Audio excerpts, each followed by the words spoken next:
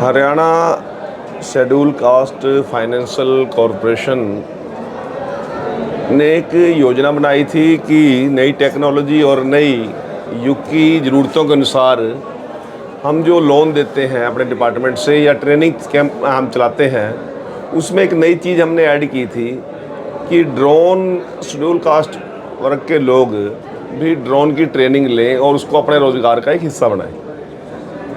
आज देश के अंदर जिस प्रकार की नई नई आविष्कार के साथ नई नई ज़रूरतें हैं और लोगों की सोच भी नई बदली है, उसको लेकर हमारे विभाग ने एक महत्वपूर्ण काम शुरू किया है और उसको ट्रेनिंग कैंप की आज हमने यहाँ से शुरुआत की है।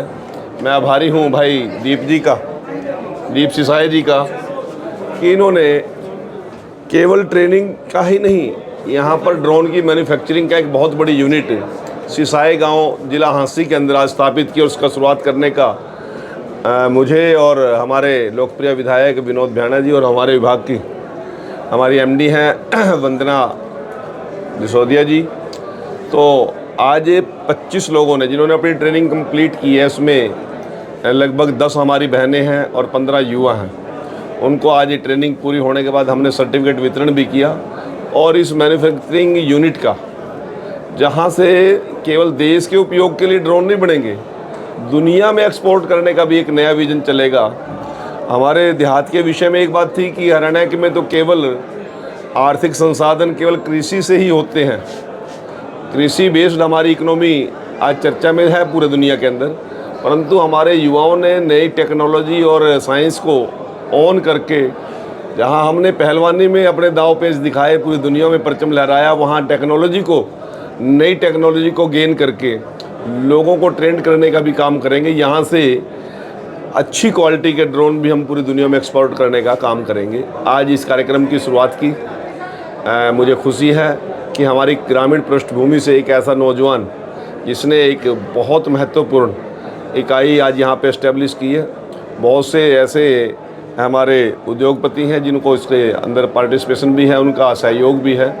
तो यहाँ पहुँचे हुए सभी लोगों का मैं आभार प्रकट करता हूँ, धन्यवाद करता हूँ। और हांसी जिला के अंदर एक ऐसी यूनिट बनी है, आने वाले समय में ग्रामीण पृष्ठभूमि से जुड़े हुए युवाओं को और ख़ास तौर से अनुसूचित जाति वर्ग के युवाओं को ट्रेन करके उनको रोज़गार उपलब्ध कराने का काम करेंगे। और साथ साथ हमने एक योजना और बनाई है कि हर एक पंचायत से केवल एक युवा को एससी को हम ट्रेन करेंगे ताकि उसको उसी गाँव के अंदर ही रोज़गार उपलब्ध हो सके। अब मैं जितनी जानकारी ले रहा था कि 400 रुपये पर एकड़ एक एकड़ की स्प्रे का रेट है, जिसमें 100 रुपये इफ़को देती है जी। इफ़को देती है किसान को और 300 रुपये किसान को बेयर करने पड़ते हैं। और एक दिन के अंदर एक ड्रोन के माध्यम से 20 एकड़ स्प्रे किया जा सकता है। तो लगभग 8,000 रुपये पर डे का एक युवा अपना रोज़गार जनरेट करेगा और जो उसको लोन पे ड्रोन मिलेगा उसकी इंस्टॉलमेंट भी ऑटोमेटिक कटेंगी और उसको अपने संसाधन भी खड़े हो जाएंगे।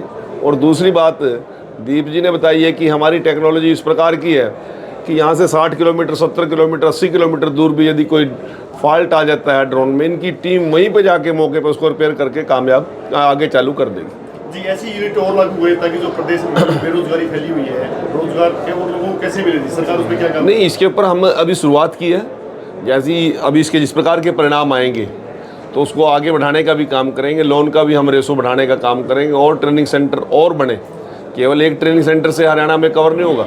अब 250-300 किलोमीटर का रेडियस है हरियाणा का और अलग अलग एरिया के में ये यूनिट बने। अभी कुछ चर्चा दीप जी ने की है, उसको बाद में हम आपके माध्यम से बताने काम करेंगे।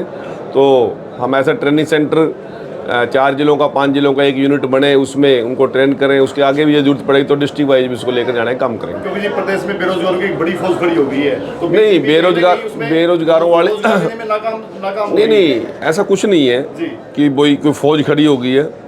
सभी लोग अपने अपने काम कर रहे हैं, परंतु अपॉर्चुनिटी हर वर्ग को मिले और हर तरह की मिले, ये हमारी सोच है। बेरोजगारी केवल ड्रोन से ही खत्म हो जाएगी ऐसा नहीं है, परंतु एक नई टेक्नोलॉजी के साथ हमारे युवाओं को भी दुनिया के साथ मुकाबला करने का अवसर मिले, उस प्रकार का ट्रेन होके जाए, वो सोच को लेकर हम चल रहे हैं। जी, एक लोगों में भय बना हुआ है। मोदी जी ने जब से बयान दिया था ना कि भाई तेल कम करो, पेट्रोल कम यूज करो, उसके बाद में ऐसा माहौल बना हुआ है प्रदेश में कि भाई कहीं ना कहीं दोबारा लॉकडाउन लग जाए। अब आप देश के प्रधानमंत्री जी के बयान को आप भय कह रहे हो, मुझे समझ नहीं आई आपकी बात। वो भय नहीं है, उन्होंने हमें आगाह किया है। प्रधानमंत्री जी के शब्दों के अनुसरण करने की बात की है, उन्होंने कोई भय को पैनिक थोड़ी पैदा किया। उन्होंने लोगों को आगाह किया है। यदि आप घर के मुखिया हो तो बच्चों को आप भी आगाह करते होंगे, अपने परिवार को आगाह करते होंगे।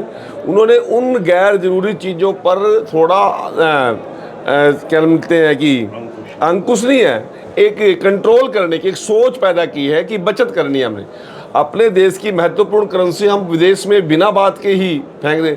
आपके पास मान लो 10 ग्राम भी सोना है, 1 तोला भी, उसका यूज क्या है? रखा तो स्टोर में ही है, वो अलमारी में रखा है, परंतु देश की महत्वपूर्ण करेंसी तो विदेश में चलेगी ना। तो इसलिए उन्होंने एक बचत के लिए एक इशारा किया है, कोई पैनिक नहीं है।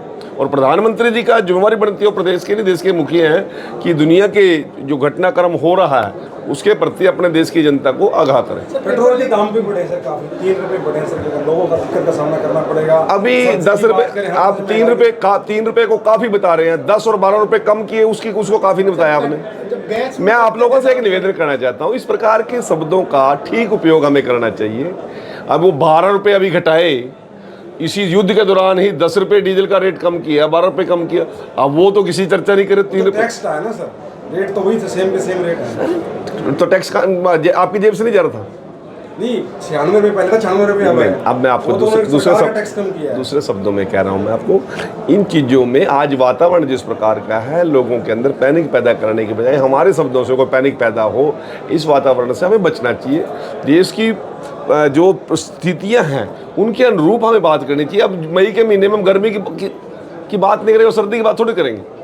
हम कह देंगे कि मई के महीने में बहुत भयंकर सर्दी पड़ रही है, तो लोगों में भय पैदा होगा ना। सरकार जो है वो धर्म की बातें, राम के नाम की बातें करती है। आप डाइवर्ट ना करो, ये बहुत महत्वपूर्ण विषय था आज का, आप उसकी बात कर लो। आप अलग प्रेस कॉन्फ्रेंस में अलग से कर लेते हो। ये हरियाणा के युवाओं के भविष्य का दिन है आज।